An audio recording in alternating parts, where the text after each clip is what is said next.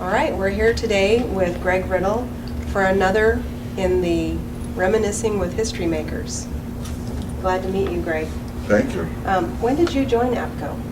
I joined Apco in 1981, and at the time I was a lieutenant on the Elk Grove Village Fire Department, and our current, at that time, communications officer had decided to leave to take another career path.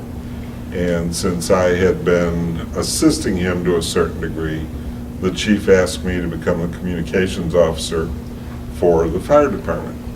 And in doing so, then I just assumed Fred's membership in Apco.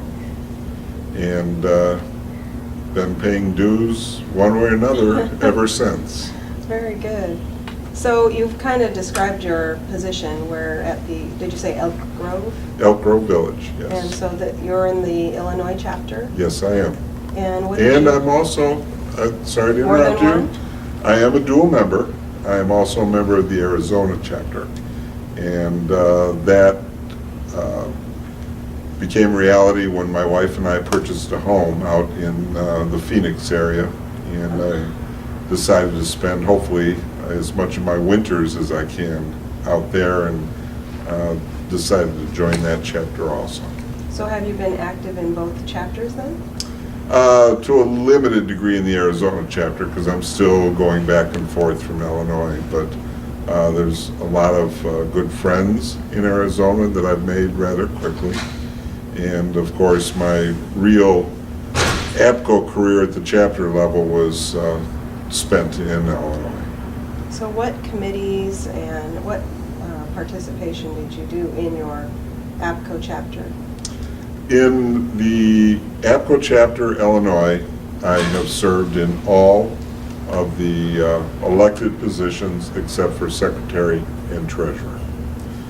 In 1996, our then executive council representative, David Swan, transitioned to a commercial status and could no longer serve as our executive council representative. So I was elected in December and went to my first executive council meeting in January, which at that time was they called the mid-year meeting.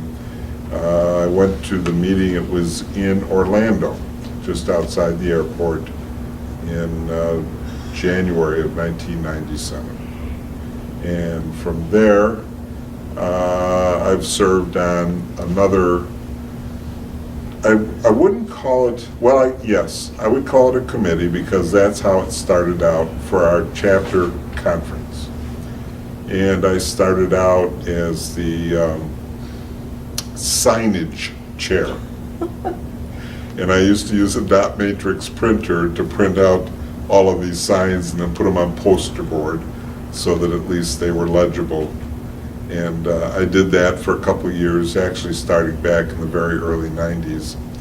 And I transitioned from there to program chair, and I did that for a number of years. And then we had a transition where we took the Illinois Apco chapter and the Illinois NENA chapter and formed a third not-profit organization called Illinois Public Safety Telecommunications Association, IPSTA. And I became one of the board officers of that, because IPSTA was formed solely to provide educational opportunities in public safety telecommunications issues for the state, financed jointly by Illinois Apco and Illinois NENA. And I've served as the first vice president, technically, for that organization since it was formed, and have been one of the key players in that group of people that helps to run our October conference every year. Do you think that your involvement with Apco has had a direct effect on your career? Absolutely. And why is that? Absolutely. Number one, it has certainly helped to provide me with a wealth of information, both from attending conferences, but in the opportunities that you gain from networking.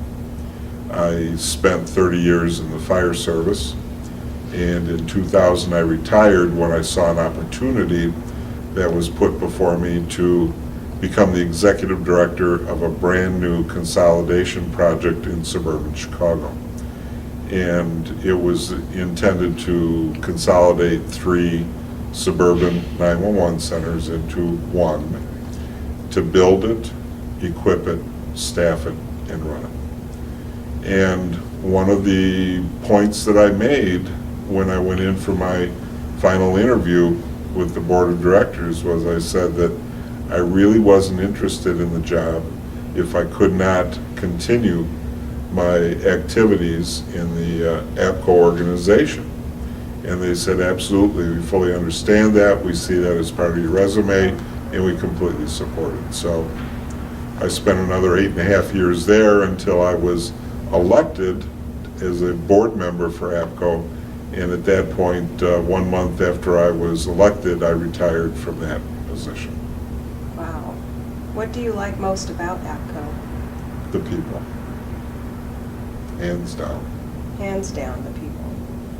What do you think, you personally think, Apco does better than anybody else? I think Apco is the best provider of information and advocacy for public safety communications. It has a great organization structure. It has very talented staff, and the people in the organization are what drives the support that we need to get things done in Congress, to get things done just as an association in the industry, in our relationships with our corporate partners, and those things. So it's, to me, Apco, I can't imagine where public safety communications would be without Apco at this point. We've been an association since 1935. We were there in the beginning of the FCC, and that today is one of our strongest relationships, is with that federal agency, and rightfully so, because of the responsibilities that they have related to our communications needs. What do you think Apco needs to do to move forward? To move forward, we have to always be looking forward. Apco has been an organization, like I said, since 1935, but if we did not pay attention to the changes and the trends in our business, in our area, we would become irrelevant.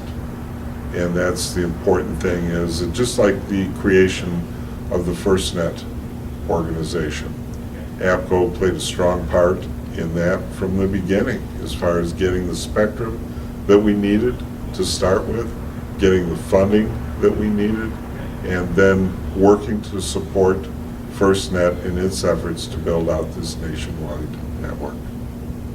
It's huge. It's the biggest thing. Well, everything is big as it begins, you know, everything in your life or within the association even.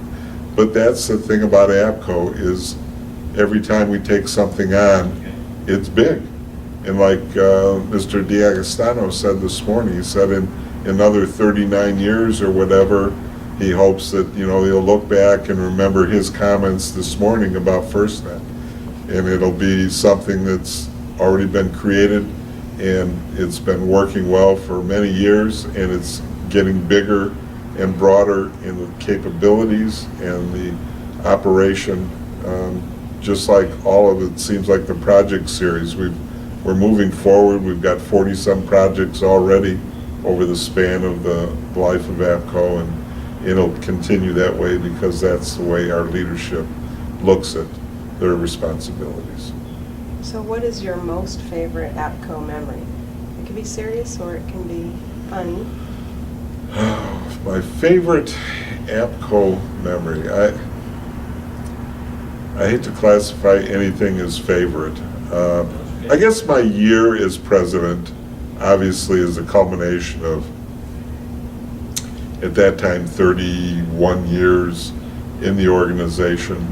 You know, I started my career in public safety and then got connected with Apco, and I I started coming to conferences in 1985 and just slowly progressed through the process of growing more and more involved. And of course, with that, you have more and more relationships with other people in leadership positions. And I think finally realizing the goal of being able to be the president over that year span is probably my best memory. It's a major accomplishment. There's 77 presidents so far with Terry. So 77 out of nearly 20,000 members and so on. I mean, that certainly is a nice percentage when you look at it that way. Well, thank you for meeting with us today and sharing some of your memories in Apco. So appreciate it. It was my pleasure. Thank you, Terry. And we're going to take some pictures.